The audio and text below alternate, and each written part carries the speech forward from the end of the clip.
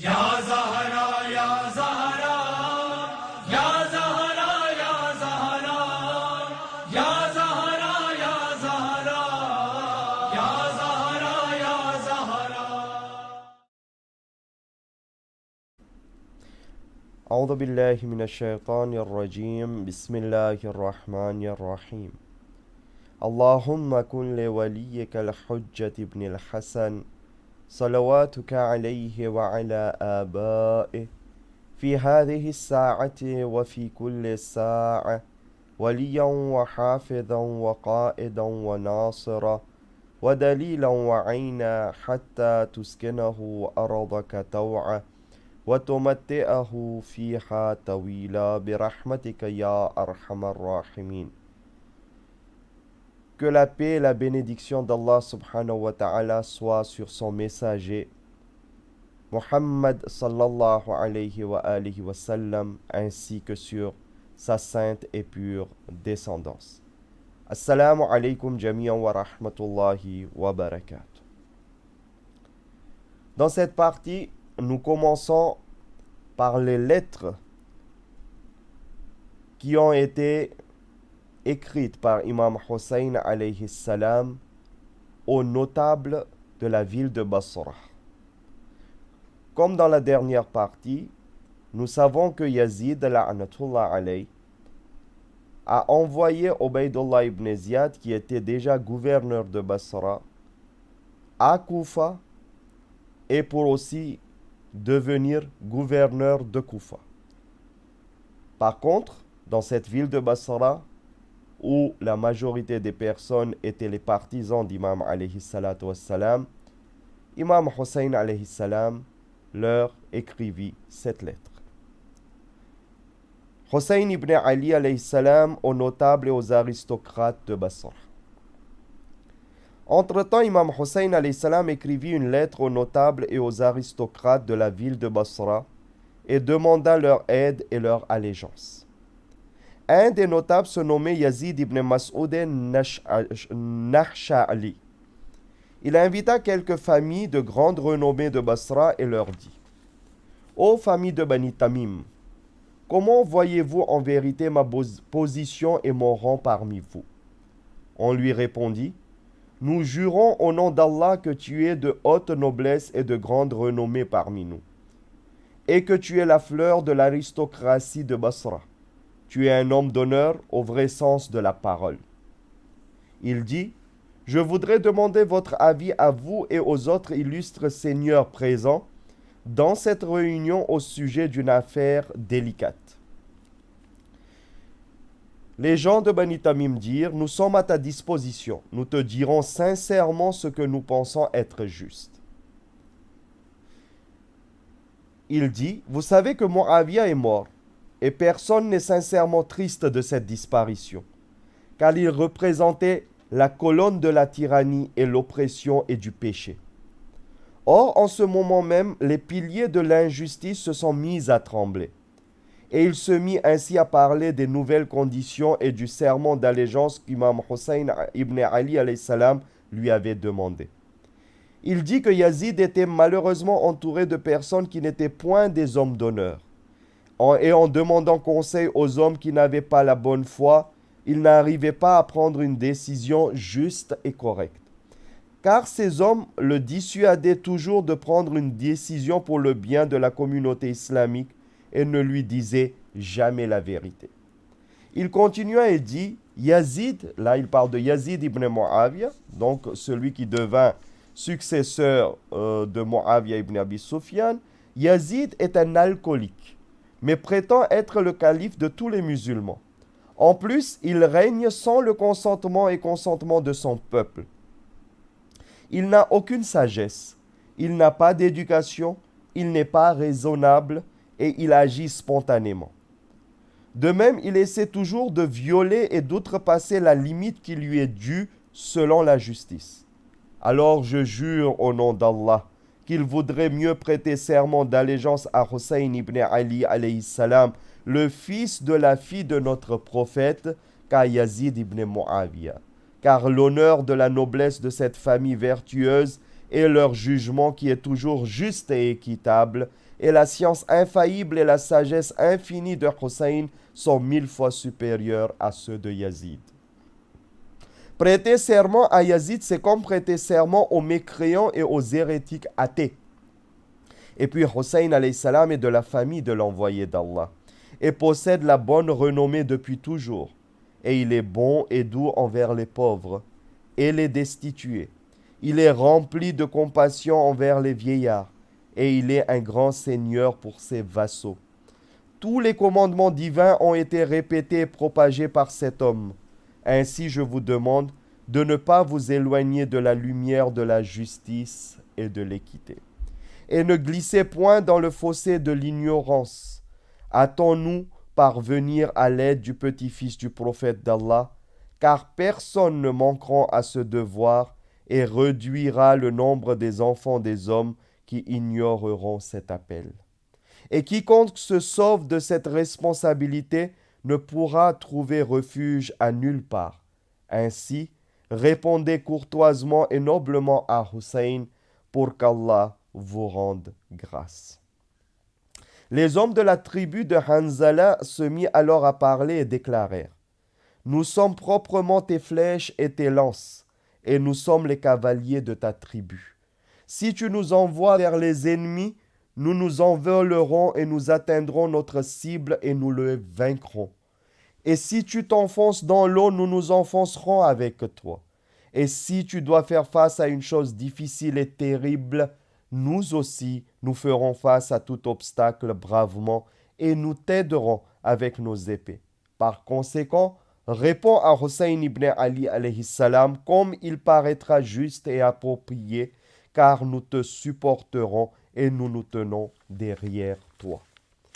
Ensuite, ce fut le tour de la famille de Bani Tamim à dire: Ô Yazid ibn Mas'ud, nous sommes les enfants de ton père, et nous lui avions juré fidélité. Si tu veux faire la guerre, nous te suivrons et nous ne te laisserons pas partir tout seul. Ordonne et nous t'obéirons. Après cela, ce fut la famille de Bani Saad qui dit: La pire des choses pour nous est celle de nous opposer à toi. Mais laisse-nous de grâce un peu de temps pour que nous puissions réfléchir sur cette affaire et nous t'informerons ensuite de notre décision. Yazid ibn Mas'ud dit à Bani Saad: Je jure au nom d'Allah que si vous voulez éviter de faire la guerre à la famille de Bani Umayya, que la malédiction d'Allah soit sur eux, Allah ne vous enlèvera plus jamais la pointe des épées contre vous, et il y aura toujours la guerre parmi vous.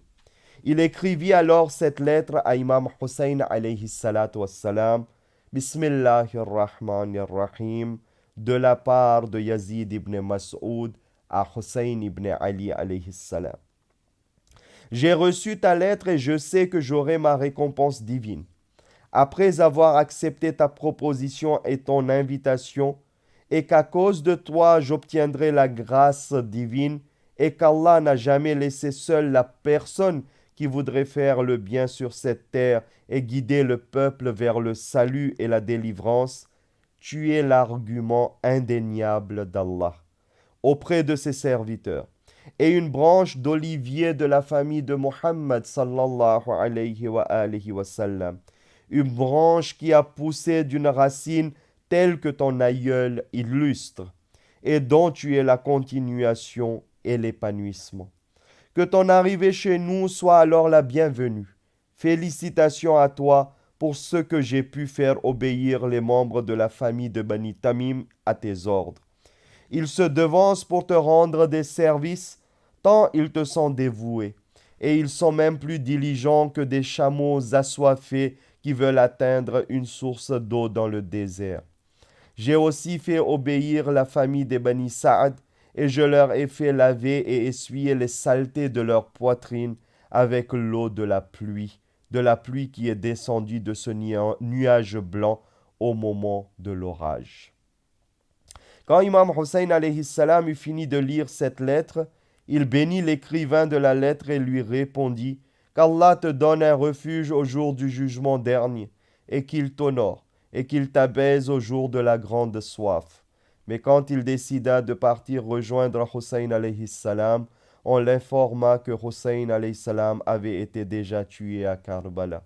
Et jamais plus il ne put faire disparaître sa tristesse et sa frustration pour n'avoir pas pu arriver à temps pour aider son cher imam. D'un autre côté, Manzar ibn Jaroud porta la lettre d'Imam Hussein alayhi salam avec le messager qui la détenait chez Ubaydullah ibn Ziyad, qu'Allah le maudisse éternellement. Car Manzar avait cru par erreur que cette lettre était une sorte de déception de la part d'Ubaydullah pour éprouver sa loyauté envers lui-même. Car enfin, la fille d'Ubaydullah était son épouse. Ubaydullah ordonna qu'on pendît le pauvre messager et monta rapidement sur le mimbar pour faire un sermon. Il fit peur aux habitants de Koufa et de Basra et les avertit qu'ils ne devront en aucun cas s'opposer à Yazid ibn Muawiyah. Il passa ensuite la nuit à Basra et le lendemain choisit son frère Othman comme son représentant à Basra et retourna rapidement à Koufa pour faire la suppression des partisans d'Imam Hussein alayhi salam. En fait, le messager de Hussein alayhi salam était un nommé Sulayman. Il avait porté une lettre d'Imam Hussein alayhi salam à la haute noblesse de Basra. Pour des hommes tels que Malik ibn Musm Bakri, Ahnaf ibn Qais, Manzar ibn Jaroud, Abadi, Mas'ud ibn Amr, Qais ibn Hisham et Hilali et Omar ibn Abdullah ibn Mu'ammar. La lettre était ainsi écrite. Bismillahirrahmanirrahim. Allah omnipotent élut Muhammad sallallahu alayhi wa sallam pour être son messager divin pour ses serviteurs. Et il devint son prophète. Et lorsque son envoyé eut guidé et conseillé les serviteurs d'Allah à suivre la voie qu'il leur avait désignée, il l'appela ensuite auprès de lui. Nous sommes de sa famille, et nous sommes les successeurs et les représentants de l'envoyé d'Allah sur cette terre, et ceux qui méritent le plus pour occuper son rang. Mais on nous éloigna de ce rang et on nous l'a usurpé. Cependant, nous montrâmes notre acceptation, car nous n'aimons nullement la discorde et le désaccord. Et plus que tout, nous aimons le bien-être des gens, même si nous nous savions les plus méritants pour occuper ce rang par rapport à ceux qui occupent déjà cette position en ce moment même. Et je vous envoie maintenant ma réponse avec ce messager. Et je vous adjure au nom du livre divin et de la tradition du prophète d'Allah sallallahu alayhi wa sallam de venir à moi et de m'obéir. Car les ennemis ont anéanti la tradition, la sunna, et brisé leurs serments.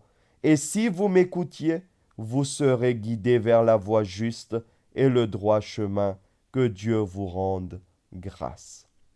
Tous les notables de la ville avaient secrètement lu cette lettre, excepté Manzar ibn Jaroud, qui avait pensé que cette lettre représentait un piège diabolique de la part d'Ubaydullah. En fait, il fut la cause essentielle de la mort injuste du messager d'Imam Hussein alayhi salam, ainsi que les menaces non voilées d'Ubaydullah lorsqu'il fit son sermon et qui épouvanta ses auditeurs par la violence et la rage de ses paroles insensées. Peu après, on fit savoir à Ibn Ziyad qu'Imam Hussein alayhi salam était en train de se diriger avec lenteur vers l'Irak. Ubaydullah ibn Ziyad écrivit alors à son gouverneur à Basra et lui dit de positionner des sentinelles çà et là pour empêcher que des hommes sortissent de la ville pour rejoindre Imam Hussein alayhi salam. Nous continuerons cette histoire dans la prochaine partie. Je vous salue tous. Wassalamu alaikum wa rahmatullahi wa barakatuh.